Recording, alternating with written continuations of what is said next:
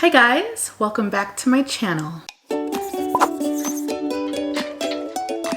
Today I'm going to be doing something I haven't done in a very long time. I'm going to be repotting some plants. I got my camera out the other day. I was actually watching a show on TV and I wanted to repot and I didn't really feel like talking, but I wanted to record it because I have not repotted on my channel in quite some time, like an actual sit down and repot a few plants. So I thought I would take you along with me repotting these 4 plants, and you can kind of just listen to some soothing music, watch me mess with some roots. These roots on these plants are bigger than I thought they were going to be. So I was really excited. I had been propagating these plants in sphagnum moss for quite some time. The first plant was in soil and I purchased it from a nursery and the soil was so compacted. I literally had to rip it off. It was so compacted. I couldn't even believe how bad it was. I'm really hoping that that plant kind of perks back up. And then the 3 after that were all in sphagnum moss. And I honestly didn't think that the roots would be as substantial as they were. So I was really happy to see that. And I just figured I'd take you guys along with me while I repot some plants. Happy repotting.